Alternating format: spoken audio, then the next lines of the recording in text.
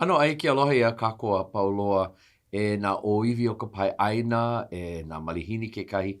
Mahalo anui a ʻoukou ke kipa ana mai. I am Kumu Hina, and we are here at CNHA headquarters. We're here today with none other than one of our program managers, Max Mukai, and he's going to be telling us a brief little look into the KūHana program. Aloha, Max.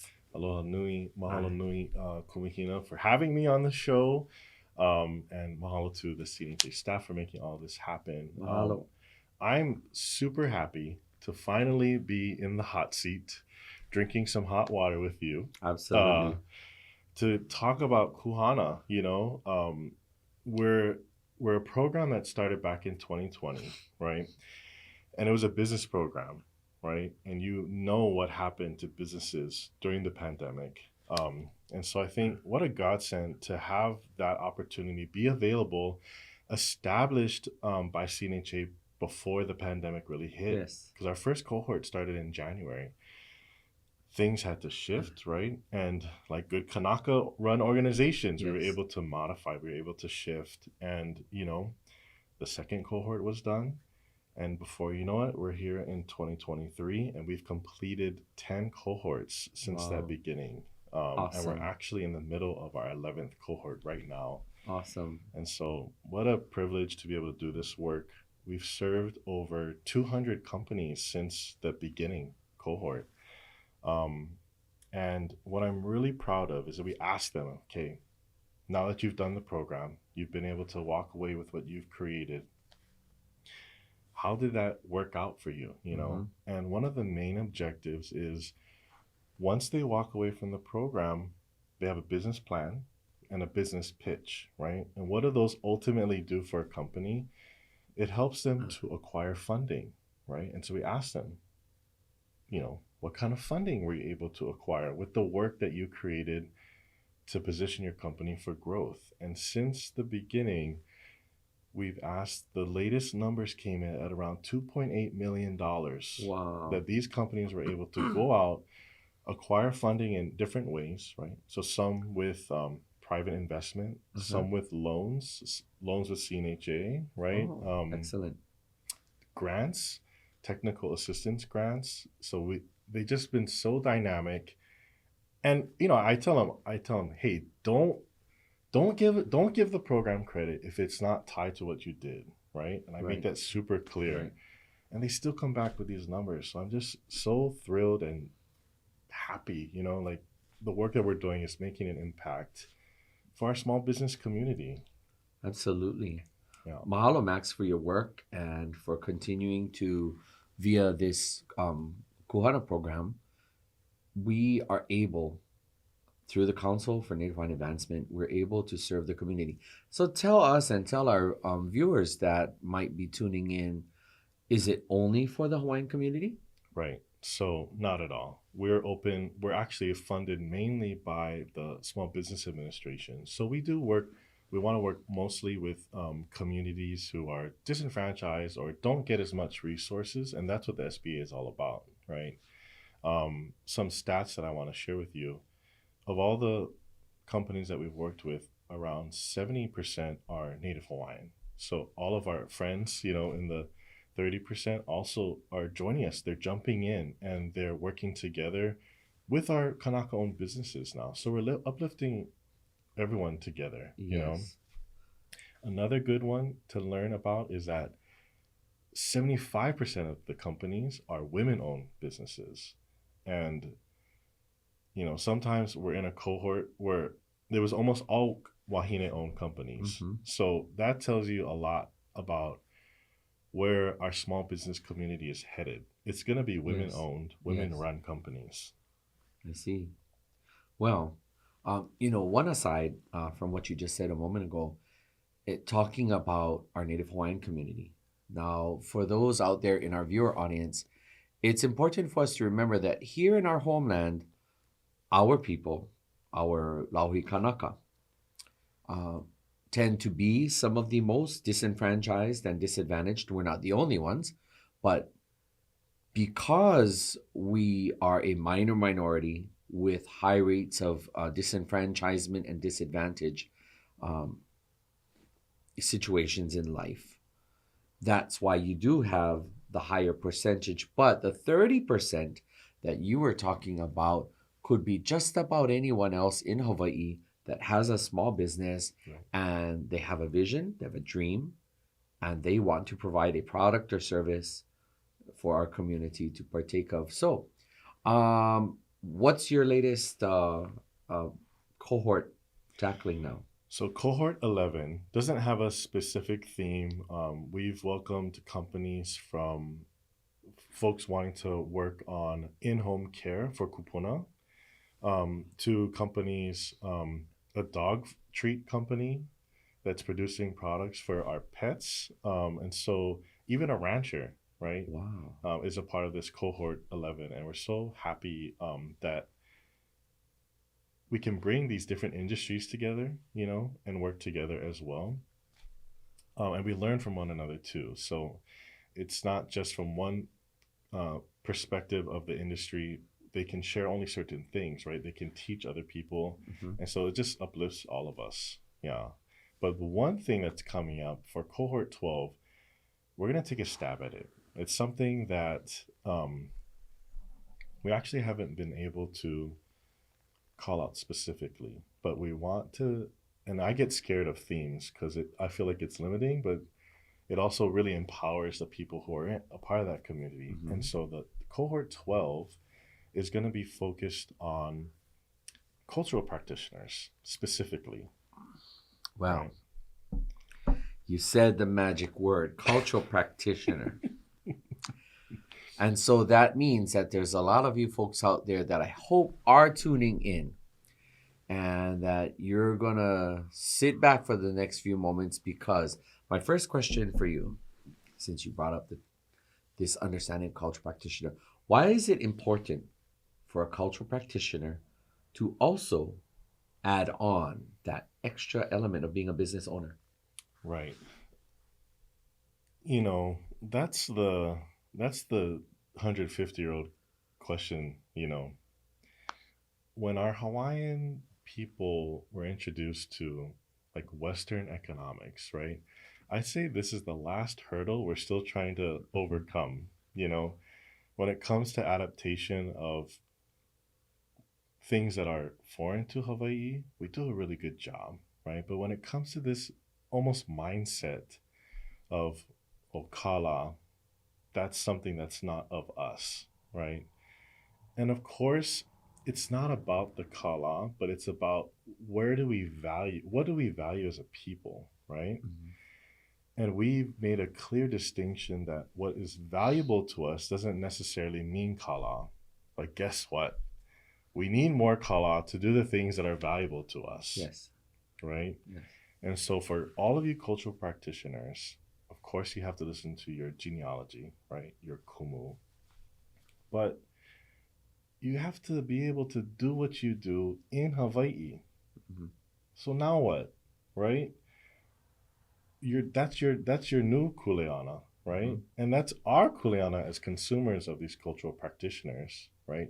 Their services, their mayau techniques that they've taken decades to perfect, right? What's our response to that? It has to be with supporting them with kala. Might as well be us, right?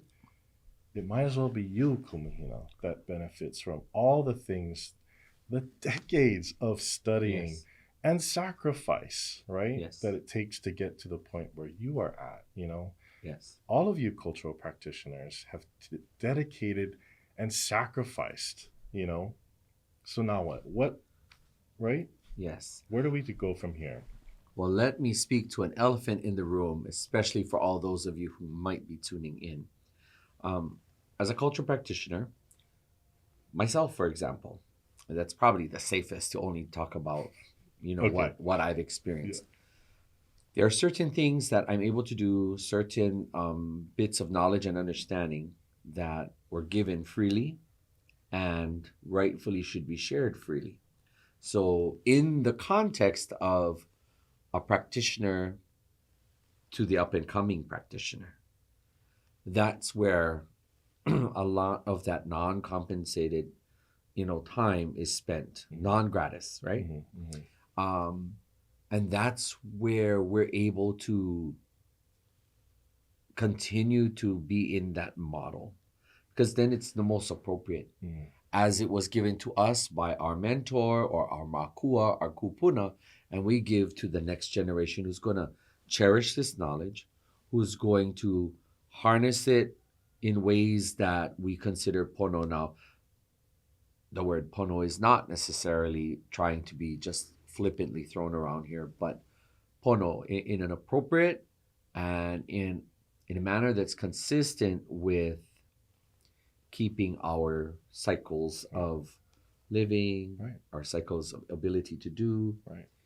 Okay, so And then create on top of. and create. Right.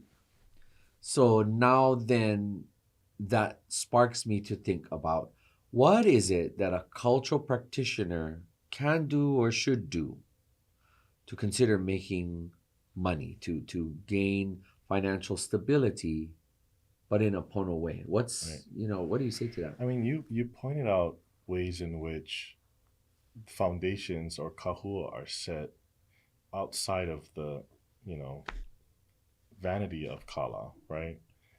But then how does it manifest later on for you, right? And I think that comes with having the right, having a solid genealogy.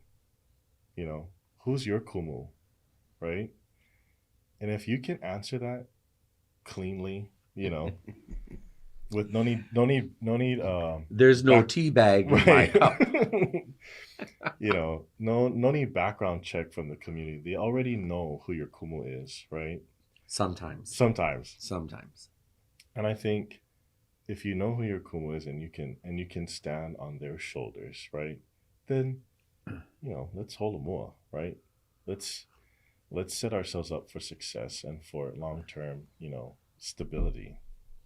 Exactly. Now, that's where setting ourselves up for success.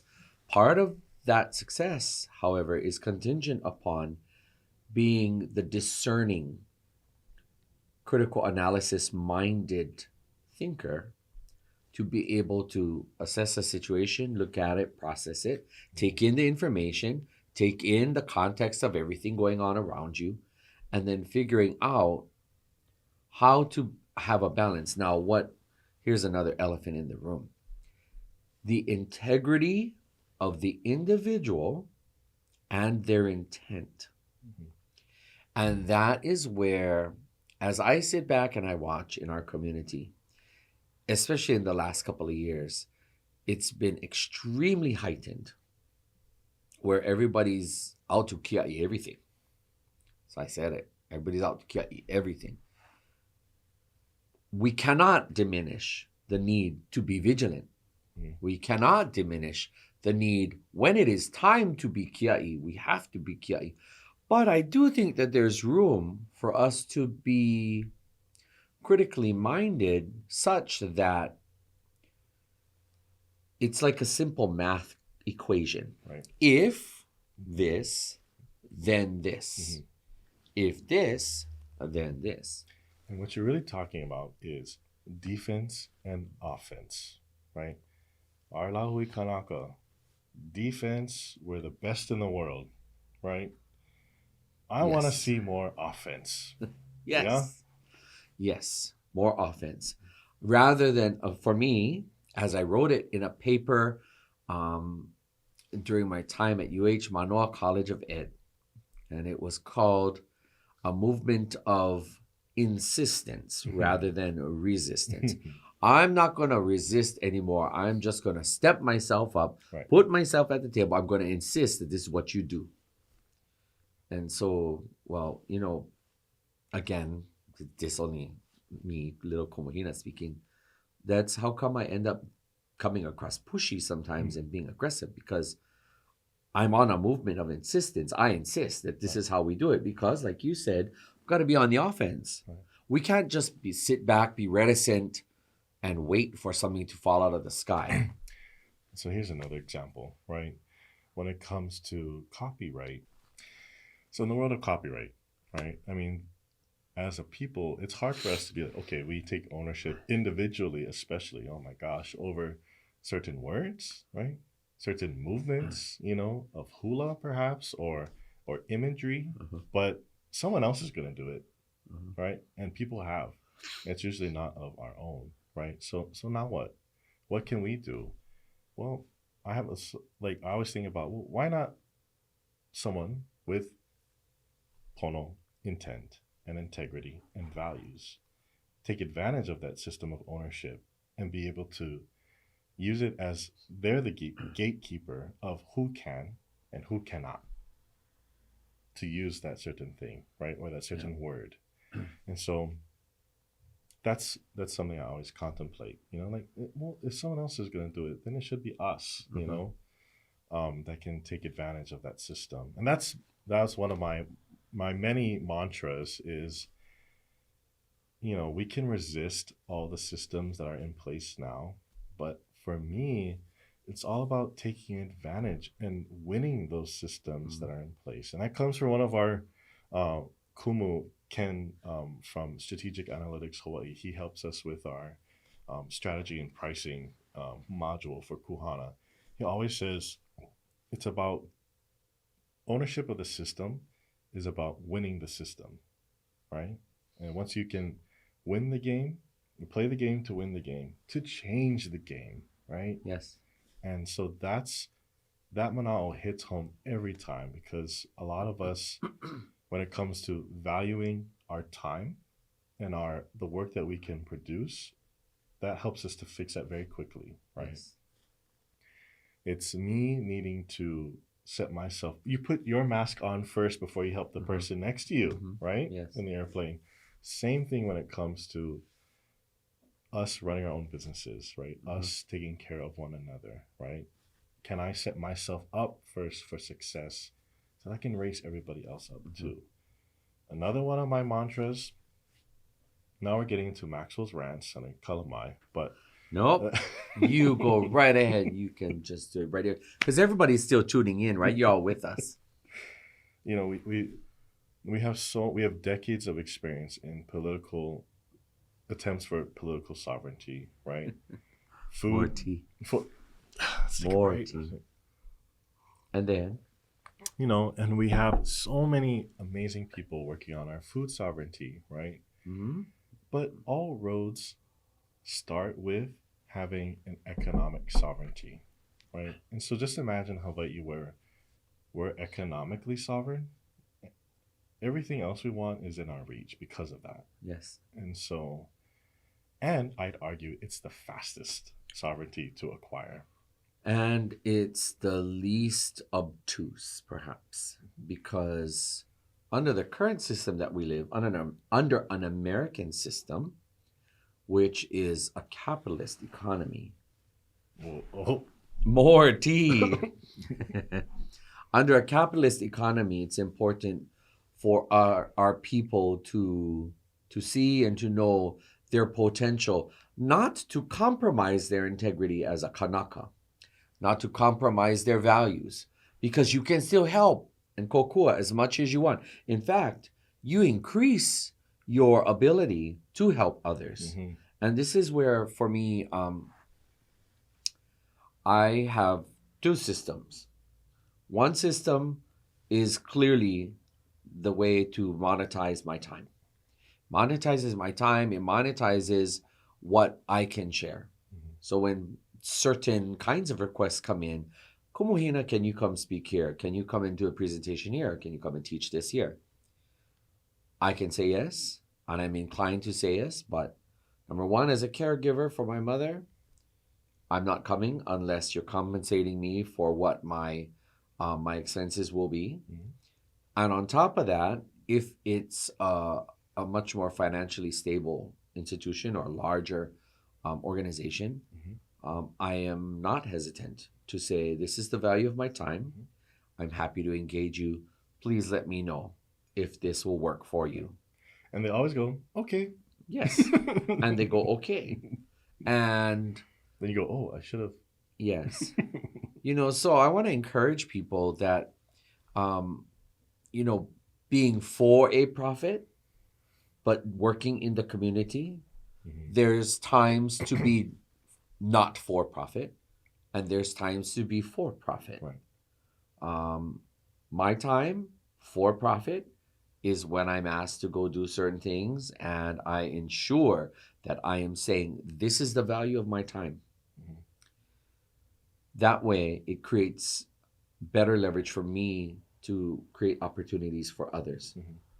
So when that person was hungry, you know, walking into the store and they're saying, I'm hungry, I can walk in and say, let me buy you what you want to eat. Right. Or when my family calls me and said, I don't have money, I need to buy new tires, you know, do you have anything to spare? And I can say, okay.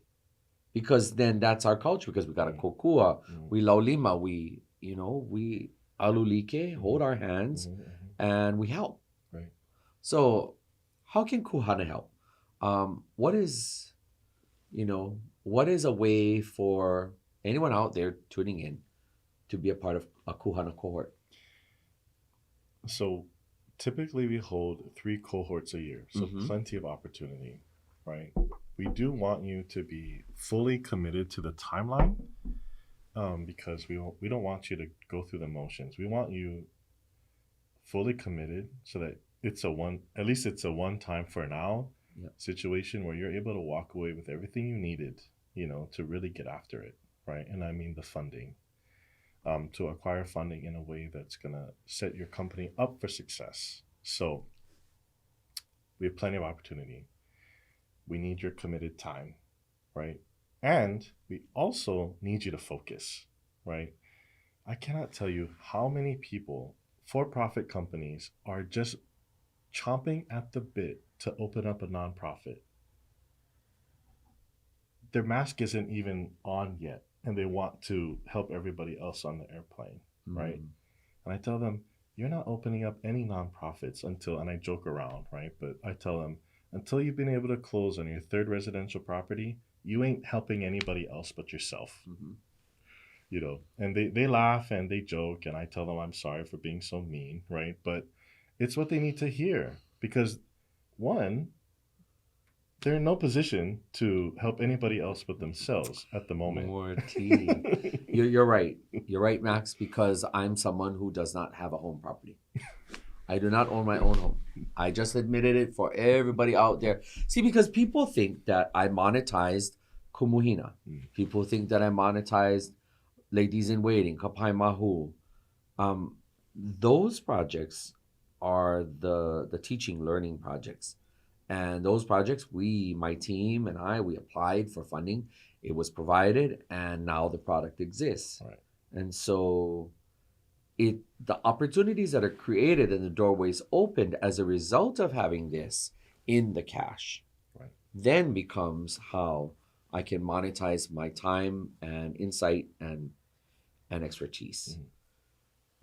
Another way is, for example, depending on what people believe in, you know, for me, like when people ask me to come and pule and offer my time, I can never charge somebody because I know that on the spiritual side of things, you can never put a price. Like, you can't pay me enough to compensate me for things on the spiritual side. So depending on what belief system you actually operate in, that's where you have to be balanced. And so the flip side to it, Max, because I know that you're going to look at me and be like, you need to be, you know, you need to make sure that you take care of yourself. More tea.